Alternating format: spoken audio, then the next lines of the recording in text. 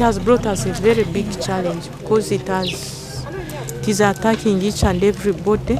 Most of our people have not yet received enough awareness, and those who have received in the end, they tend to forget. In every home you move to, you'll find rapes as a result of HIV/AIDS. There's so many children left behind because they've lost both parents. Every village hut that I've come to, I've seen a grave for someone in their family that's been affected by HIV/AIDS. We need to help them. Many people, once they've discovered that they're infected of the virus, they keep on spreading it in the community. Statistically, in Uganda, around 1,200 people die per day of HIV/AIDS. This epidemic is so rampant and it has claimed so many people's lives.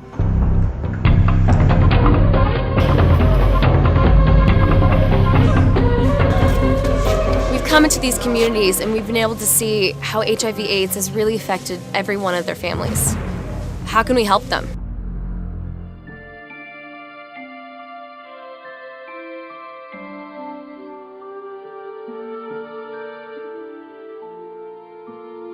How can we develop part of the solution to solving that problem? And what we have landed on is developing the HIV/AIDS cube. It is a one-on-one communication tool based on an oral culture, a storytelling culture, that one person can tell another person the cause factors, prevention factors, and actually how they can reach out and show love to those that have AIDS. That begins to remove the stigma. That begins to crack the hidden secret and open up the door to solving HIV/AIDS around the world. And when I saw that HIV and AIDS cube, I felt it was an answer. This cube that is bringing hope to our community. It is the first of its kind and it has opened doors for us to penetrate even the most hard communities to penetrate. Using these HIV/AIDS cubes has been very, very much easy because people want to see what is happening. Education is the key at the family level, at the church level, at the community level. Today I was sharing the Hope Cube with a group of about 5 young men. Before we knew it, we had 35. Are we going to leave these people to die like that without love? What do we do? This is a ward in Uganda where people are dying of HIV/AIDS. These are normal, everyday people, and they need a way to really understand it in a way that isn't scientific.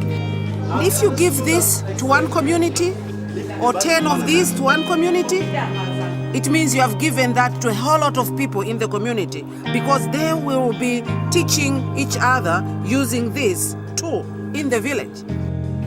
And that's why it's so important that we get this cube into the hands of those who are suffering with HIV, because it literally will save millions of lives. She's very good. It can help my life.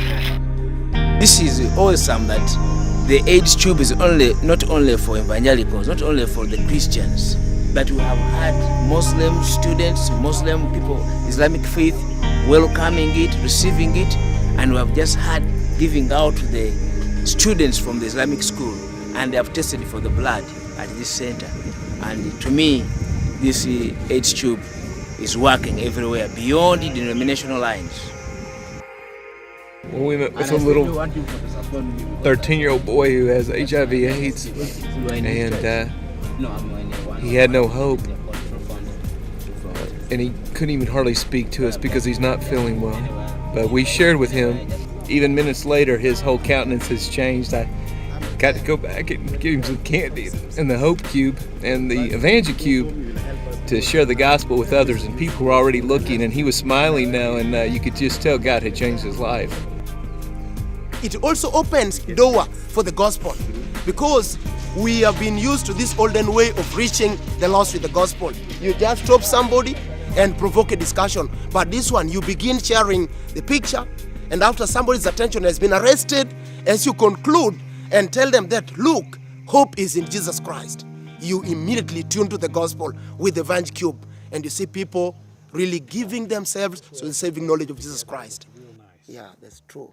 Please bring more HIV/AIDS cubes so that you can help Africa prevent themselves from more infections.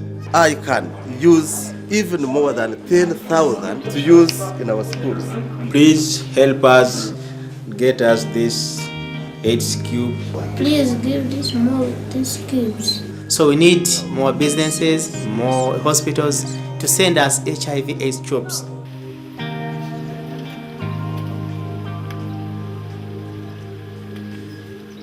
We have brought hope using this HIV/AIDS cube. This is a pathway of hope. Most importantly, as a body, we can reach out and we can show love to those who are HIV positive through different acts of service, and we can begin to remove the stigma of HIV/AIDS. We can build hope on a foundation of love. This little cube was like a pathway of hope to these people.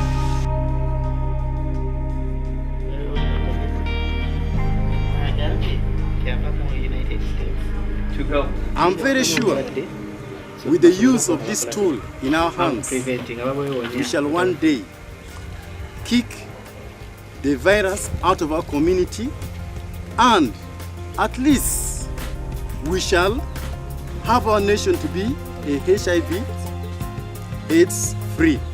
Think of it, a simple tool like this, much like the stone King David used to slay Goliath as a shepherd boy, put in the hands of caring Christians, can give the hope that leads to life. For a penny a person, or 2 cents, $100 could help us reach close to 500 to 1,000 people. It's unbelievable to think what someone can do, an army of people can do, equipped with these cubes, going into schools, going into communities, and sharing the life-saving message of the HIV Hope Cube and the eternal saving message of the gospel of Jesus Christ. Imagine the doors that'll open in villages all across this world. Imagine the hope that the church can bring to planet Earth.